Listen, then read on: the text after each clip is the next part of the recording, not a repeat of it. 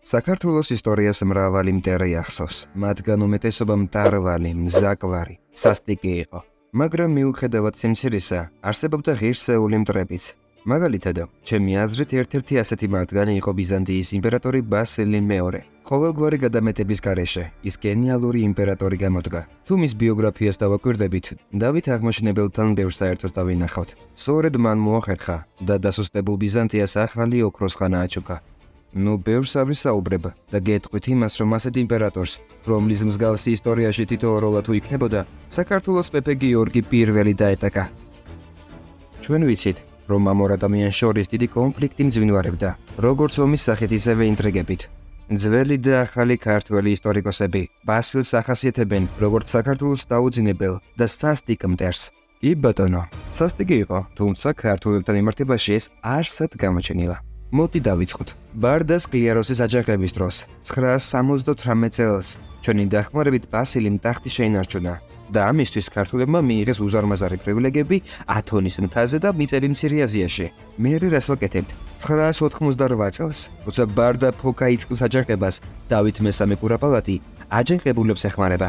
ჩვენ ვიცით, რომ ბარდა ფოკა დამარცხდა. დავითს კი ძველი სიკეთის გამო იმპერატორი პატიობს, მაგრამ მისი გარდაცვალების შემდეგ მიწები ბიზანტიეს უნდა გადასცემოდა. დავითის გარდაცვალების შემდეგ ბაგრატ მესამე და ბასილი აღწევენ შეთანხმებას.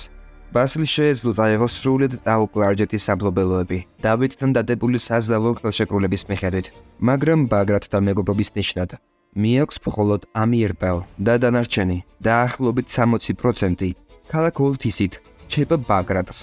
ბაგრატის დროს ბიზანტიასა და საქართველოს შორის ყარდება უაღრესად კეთილმეზობლური ურთიერთობები. ბიზანტია ხელს არ უშლის საქართველოს კავკასიაში იქცეს დომინანტ წამყვანძალად.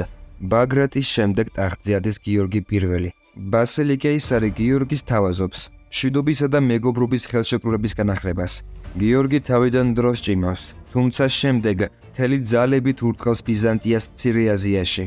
იკავებს სრულიად ამიერტაოს, მის მიმდებარე ტერიტორიებს და სასტიკად დამარცხეს იქ მდგარ ბიზანტიურ არმიას და გარნიზონებს. 1018 წელს იმპერატორი ტრიუმფალურად ასრულეს ბულგარეთთან ომს. მომდევნო წელს ბასილი გიორგის ზავს თავაზობს, თუ ის დაბრუნდება საწყის პოზიციებზე. ამის მაგივრად გიორგი ატყობს შეთქმულებას კონსტანტინოპოლში ბასილის მოსაკლავად და როგორც მემატიანეს უწერია, იმპერატორის მკვლელობის საფრთხე ძალიან დიდი იყო. ამ ყველაფერმა საბოლოოდ გადაწყვიტა ომის ბედი. მერე იყო 1021-1023 წლის დიდი ომი კავკასიაში. მიუხედავად მძიმე ბრძოლებისა და გაათრებული წინააღმდეგობისა, ეს ომი ბასილის გამარჯვებით დასრულდა. კონსტანტინოპოლში ბასილს თავაზობენ, იგივე გაუგეთო საქართველოს, რაც ბულგარეთის შემთხვევაში დასრულდა და სრულიად ამიერკავკასია შეიერთოს. ასეთ კრიტიკულ სიტუაციაში კონსტანტინოპოლში ჩადის პატრიარქი მელქისედეკი, ხვდება პირადად იმპერატორს და ახერხებს დაარწმუნოს ის ზავის დადებაში და უარი თქვას საქართველოს ოკუპაციაზე.